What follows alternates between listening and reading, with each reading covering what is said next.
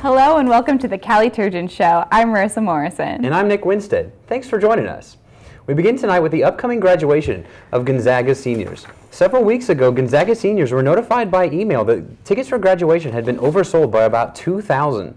Graduation is scheduled to be held in the Spokane Arena, and students were asked to forfeit any tickets they could. However, this did not provoke the response the administration had hoped for. Last week, students were informed that they would be limited to only 8 tickets. While many students and their families were upset over this announcement, enough seniors sacrificed some of their tickets so that most students were allowed to receive the number of tickets that they had requested. For those who don't get tickets, graduation will be streamed live online and can be watched later on GUTV. The anticipation for graduation could have to do with the keynote speaker, Archbishop Desmond Tutu. While many are excited to hear the Nobel Peace Prize winner speak, a petition to revoke his invitation has reached 600 signatures. Gonzaga alumni who started the petition, along with a group of faculty who support it, are upset about Tutu's stance on abortion, same-sex marriage, and contraception. Father Craig Hightower, director of University Ministries, says that it is unfortunate that Tutu has supported people who are involved with abortion. However, this does not mean everything he's ever done is bad. Law school alumnus Patrick Kirby fears that by inviting a keynote speaker who disagrees with some of the core Catholic views, we are abandoning Gonzaga's Catholic identity. Regardless of the petition, Archbishop Desmond Tutu will be speaking at the undergraduate graduation ceremony on May 13th at the Spokane Arena. Gonzaga University will be celebrating a very important birthday this coming fall. The end of finals on May 11th marks the end of this year and the commencement of Gonzaga's 125th year. There are many exciting events in the works to celebrate this big day.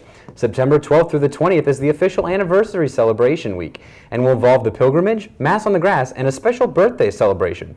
Zagapalooza, an all-class reunion, will take place during Fall Family Weekend, October 19th through the 21st. Limited edition commemorative Gonzaga anniversary books are available for pre-sale online. To reserve the books or to find out more information on this historical event, visit www.gonzaga.edu/125. The number of fake IDs confiscated from Gonzaga students is on the rise, according to the Dean of Students, Cassie Kane. Lieutenant Rob Reynolds of the Washington State Liquor Control Board explained that fake IDs used to be real IDs belonging to another person. However, the new trend is to buy manufactured fake IDs with only the age changed. 100 IDs recently have been confiscated from Gonzaga students. If a student is caught with one of these IDs, Gonzaga staff try to take an educational approach. One student explains that she had to pay a $50 fine and attend an ethics course after her ID was confiscated. The ethics course focuses on the consequences that bar owners can experience if caught serving to a minor. On April 20th, around 11 p.m., a student was assaulted in the 1300 block of North Standard near Cremont Hall. 2 white males approached a group of 7 students, and one of the males punched a student. Then both subjects walked away. Campus security does not believe that the subject attend Gonzaga. The students alerted campus security and filed a police report 5 days later. Director of Campus Security, John Van Sant, reminds students that there are things that they cannot do or they can do to prevent the assaults in the area. He says students should try walking in groups, use well-lit busy routes whenever possible, and always notify security immediately if an incident occurs.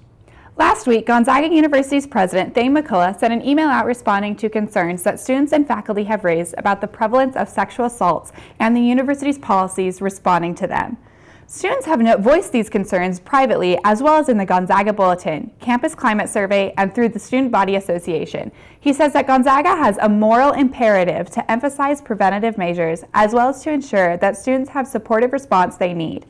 He announced his decision to initiate a process this summer with an external expert who will work with the university staff and recommend changes to make in the educational approach and response for sexual harassment and violence. Students can expect a report on the progress made as we move into the coming academic year. Students at Gonzaga University have decided to redefine what is beautiful. They claim that images deemed beautiful by the media and unrealistic are damaging to the self-esteem of both men and women. On April 27th, students who decided to take a stand against the images we are faced with every day donned white inner beauty t-shirts along with blue jeans to class. They did not rely on makeup or hair product for beauty. Instead, they challenged themselves and those around them to understand the importance of the beauty within. Gonzaga has a proud tradition of global outreach, and that tradition continues to grow. Recently, Green Cupboards, a local environmentally friendly company, has started carrying Zambia Gold, a USDA organic certified brand of honey that was established through a partnership between small farms in Zambia and Gonzaga leadership students. The funds raised go to support the construction of educational facilities as well as to provide scholarships for Zambian children. Zambia Gold is occasionally sold at a booth in the COG and can also be purchased from Green Cupboard's website. In the past few years, GUTV has expanded its borders. This year, the Gonzaga in Turkey program will once again include members of the GUTV team. Students will spend a month exploring and documenting the history and culture of Turkey. Their videos will be posted online for others to follow their journey as this program continues to grow. GUTV looks to reach other places of the world. Students interested in studying abroad can learn more by visiting gonzaga.edu/study abroad. Speaking of GUTV, the Ask Professor Dan show is a production put on by the beginning broadcast class every semester. The show always incorporates audience involvement through social media. Every semester, the new class begins a new twist to the show. This year, the broadcasting students invited local celebrities Rob Sacre, Shannon Reeder, and Richard Fox to be contestants on this game show. The first two segments of the show are available for viewing under the GUTV YouTube account. Be sure to check it out and stay tuned for the third segment to be released shortly. Coming up next, Clint Mason will have your 5-day forecast. Don't go away, we'll be right back.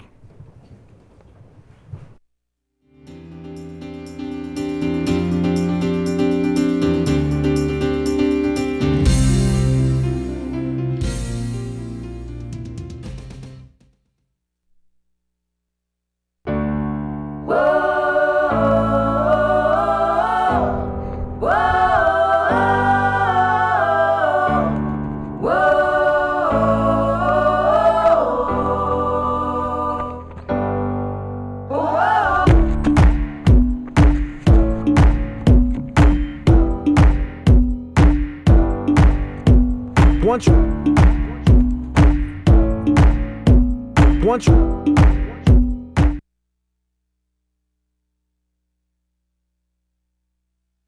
125 years of academics.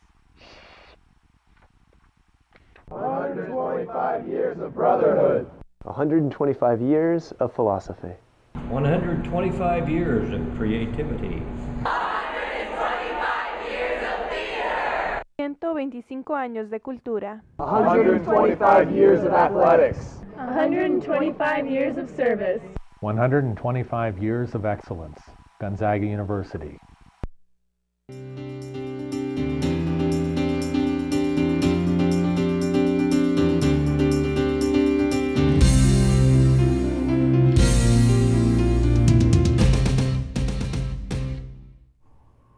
Hello everyone, Clint Mason coming to you live from GUTV's very own high-tech weather facility. As you can see from our map over here of Washington, we're going to start on the west side. We got Forks at 53 degrees, but it's looking better as we move east. We got 63 up in Bellingham. Moving south, we got 62 in Seattle, 59 in our camera 3 operator's very own home city of Olympia. Moving east, we have Yakima at a very warm 73. As I flip sides here, we got Moses Lake at 72, Walla Walla down here at 70, and our very own Spokane, home of Gonzaga University, at 67 degrees. As we move on to our 5-day forecast, we have Thursday, which is tomorrow, high of 63, partly cloudy, I know, but it's going to get better later in the week, I promise. 45 is the low. Moving on to Friday, it's getting colder, but trust me, definitely will get better. It's partly cloudy, 58 high, 35 low. Moving on to Saturday, this is when we'll start to see that rise in temperature. 64 degrees for the high, 31 low. I know it's going to be cloudy, but trust me, Sunday is when the sun will really come out. 73 for the high, 39 for the low. And then Monday, we got a real treat for you right here. 80-degree high, 44 low, sunny, perfect day. Go out in your swim trunks and everything. You'll be ready to have a great day playing around on the grass here in beautiful Spokane. We'll be right back, and Nick Winstead will have your sports update. Stay tuned.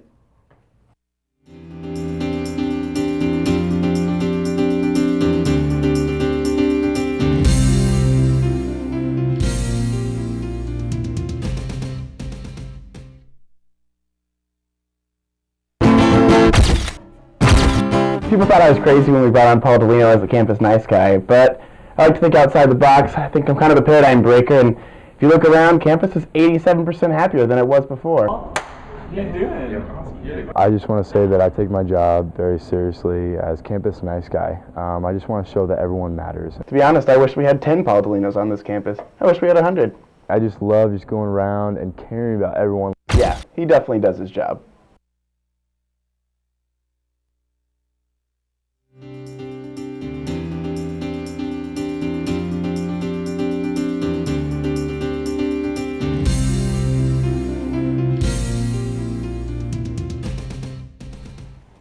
Welcome back. We now go to my co-anchor Nick Winstead for sports. Nick, I understand that the Zags were down in your old stomping grounds recently. That's right, Marissa. The Zags headed down to the Bay Area last Friday looking to end a recent slide. The Zags had lost 8 of their last 9 games before coming into this series. Some early slip-ups by the Bulldogs would end up costing them the series opener. Excuse me, would end up costing them the series opener. The usually reliable Tyler Olson would be on the mound for this one, but he started off the game with a 4-pitch walk, and things went downhill from there. The Gales were able to capitalize off of the Zags' mistakes and put 2 runs on the board each of the first 3 innings. The Zags provided some offense of their own, but it wouldn't be enough as they fell 6-4. Hoping to bounce back from the loss and get themselves back to their winning ways, the Zags started off game 2 right with a 2-run first inning, but the Gales were right on their heels for the whole game, never letting the Zags feel comfortable. Eventually, the Bulldogs would prevail with a 4-3 victory. Heading into Game 3 rubber match, Andy Hunter was looking to continue the Bulldogs' success and come away with a series win in a critical WCC set. The Bulldogs started off hot with a 2-run home run in the first inning, but Andy Hunter had a rough going through 3 innings. He was pulled in favor of Derek Callahan, who worked with Kenny Smith to finish out the game. Gonzaga would come away with a 7-5 win, and more importantly, a series win in the tightly contested WCC. After the men's team added some new players last week, the women's basketball team brought in some new talent of their own. Lindsay Sherbert will transfer from the University of California, Berkeley to Gonzaga next year. The 6-foot guard forward is a junior and will have to redshirt next year per NCAA regulations. But Coach Kelly Graves is still high on her addition to the squad. Lindsay is an absolutely perfect fit for our style, stated Gonzaga head coach Kelly Graves. I believe she has the opportunity to not only be one of the best players in our conference, but on the West Coast and even beyond. She's a great young woman, strong student, and great teammate with an amazing basketball resume. Graves expects Sherbert to fill the role of Caitlin Redmond, who was drafted by the New York Liberty.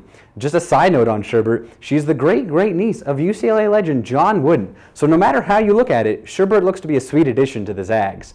While most of us were either studying for our upcoming finals or celebrating Cinco de Mayo, Gonzaga's women's crew team was in Seattle last Saturday for the Windermere Cup. The annual race is held in the Montlake Cut, a narrow strip of water near Seattle. The Gonzaga women were coming off a very impressive showing at the Western Intercollegiate Rowing Association Championships last weekend in Sacramento, California. The team won 2 heats, setting university records in the process, but unfortunately the success didn't carry over, and the Gonzaga women ended up placing 3rd overall, finishing with a time of 6 minutes 53.6 seconds. The University of Washington women would go home with a victory, turning in the blazing time of 6 minutes 35.9 seconds. That's it. That's all we've got for sports. Back to you, Marissa. Thanks, Nick, for that special report. Thank you for joining us, and from our entire crew today, you stay classy, Gonzaga. From the Cali Turgeon Show, I'm Marissa Morrison.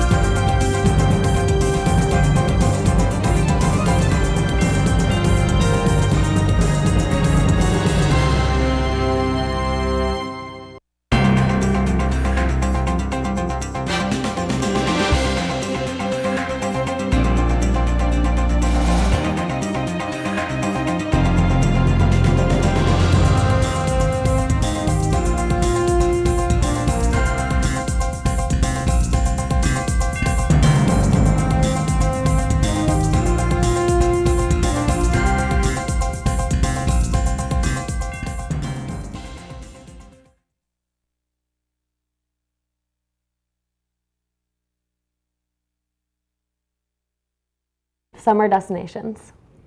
Thanks, Allie. Hi, guys. I'm Mika Sangiacomo here to tell you all things weather. So today, as you can tell outside, it's a pretty nice day. High of 61, low of 37, and as you'll see in the 5-day forecast, it's going to be getting a lot hotter as we approach your summer vacation that is soon to be. So tomorrow, it's going to be the coldest day of the week with 60 degrees as the high and 37 as the low. And on Friday, we're going to move up by 6 degrees. Definitely get outside and enjoy some sunshine. And on Saturday, you're going to see we get up to a high of 72 degrees and a low of 40. So the low's still a bit chilly, but definitely in the daytime, get on out there, enjoy the sun with that 72-degree weather. Perfect for the end of finals. On Sunday, we're going to have 73 degrees. And still pretty high with a low of 48. And on Monday, we have a high of 70. So as you see, this whole week is going to be nice and sunny, perfect for the end of finals, beginning of summer vacation. Now let's see what's happening in your neck of the woods. I know most people, or a lot of people from Gonzaga, are from Seattle. And here in Seattle, if you're vacationing there after graduation, you're going to have a high of 55 degrees and a low of 41. So it's going to drop a bit from here in Spokane and San Francisco, where I'm from. It's going to be a high of 69 degrees. Not very often does it get that hot in San Francisco. So definitely get out there, enjoy the beaches, get some sunshine. And then we have Hawaii for all those of you venturing off to Hawaii. It's going to be a high of 81 and a low of 70. The low is still pretty high if you ask me. And then for Los Angeles, any of you who live in LA or going to Disneyland, it's going to be 82 degrees, nice and hot for you. Definitely get out there, enjoy the sun, put some sunscreen on. That's all we have for today in weather. Back to you, Allie and Robbie in the studio. Thanks, Mika. After the break, Vince Allen will be here to tell us all about the latest happenings for the busy Gonzaga baseball team. We'll be right back.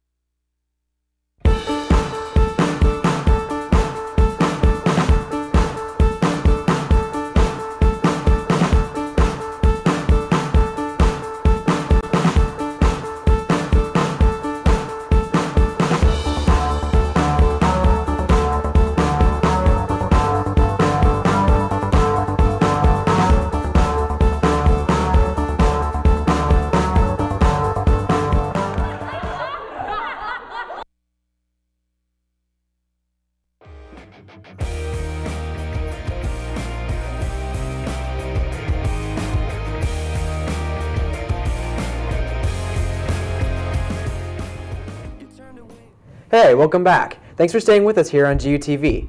The Gonzaga baseball team has been very busy the last 2 weeks. Sports anchor Vince Allen is here to tell us how they've been doing. Vince, what's going on? That's right, Robbie. The baseball team just got done playing 8 games in only 10 days. That's a lot of games for 10 days. Let's get right to it. On Saturday, April 28th, Gonzaga squared off against Loyola Marymount on ESPNU. It was the first WCC baseball game to ever be televised on ESPN. Marco Gonzalez pitched 11 scoreless innings and struck out a career-high 15 batters. Peyton Coley-Lamb hit the RBI walk-off single in the bottom of the 12th inning to give Gonzaga that 1-0 victory. Besides this being the first nationally televised WCC game, Gonzaga made history this night in another way as well. Patterson Baseball Complex set a new attendance record with 2,011 people supporting the Bulldogs in their extra inning triumph. However, LMU took the other 2 games of the series, both comeback victories, both late game victories, both heartbreakers for Gonzaga. After only 1 day off, the Zags went up against the 10th-ranked Oregon Ducks in a 2-game set at home. Much like the LMU series, these games were tightly contested throughout. Gonzaga got 2 big games from star outfielder Royce Bollinger, but it wasn't enough as Oregon swept the series with 2 one-run victories, 2 comeback victories, once again heartbreakers for Gonzaga. Gonzaga then left for sunny California to take on their Moraga rivals, the Gales of St. Mary's. After losing the opening contest, Gonzaga was finally able to get back on track with a 4-3 victory behind Marco Gonzalez on Cinco de Mayo. The rubber match of the 3-game set took place on Sunday afternoon. The Bulldogs jumped out to an early lead with 5 runs in the first 2 innings. Royce Bollinger, that star outfielder from earlier, hit the 10th home run of the season, his very own 10th home run. And Kenny the Jet Smith tossed 4 1/3 scoreless innings out of the bullpen to give Gonzaga their first series win since they swept Santa Clara in mid-April. After a tough stretch, Gonzaga looks to ride the momentum of this 2-game winning streak when the Sun Devils of Arizona State come to town this weekend. Let's go ahead and take a look at the WCC standings right now for baseball. The nationally ranked San Diego Toreros continue to play well as they lead the league 13-5 after going just 3-6 in their last 9 league games. Gonzaga has fallen into the middle of the pack in the WCC. With only 10 games remaining, the Bulldogs look to position themselves for a better seed when the WCC tournament rolls around at the end of May. In other sporting news, you guys mentioned earlier that the basketball schedule will be announced over the summer. Well, there was one big announcement last week for the Gonzaga men's team. 7-foot Polish center Przemek Karnowski committed to Gonzaga. The big man will try and fill the void left behind by Rob Sacre. With Karnowski, that's his nickname, Elias Harris, Sam Dower, and Kelly Olynyk, the Gonzaga front court is going to be a force to be reckoned with. Add those big guys to little men, Kevin Pangos and Gary Bell Jr., Gonzaga's team is going to be a force to be reckoned with this coming October. Unfortunately, that's all the time we have for sports right now. Until next time, I'm Vince Allen. Robbie, Hooley, back to you guys at the desk. Thanks, Vince. Well, unfortunately, that's all the time we have for today. Thanks for tuning in. Congratulations to all the seniors. That's so exciting on their graduation. Do you have any plans for summer? Well, I'm going to London, which is really exciting. Oh, that's awesome. I'm super excited, right before the Olympics. Ooh. Wait, how long before?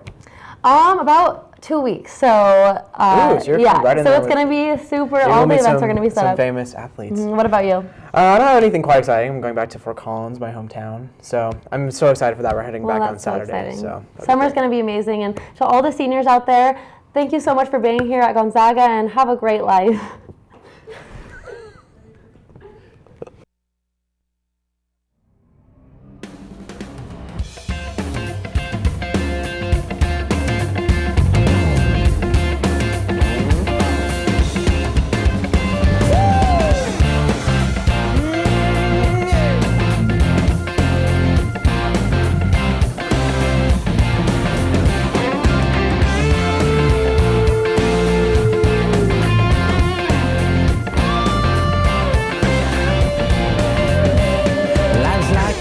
that you travel on. There's one day here and the next day gone. Sometimes you bend, sometimes you stand, sometimes you turn your back to the wind. There's a world outside every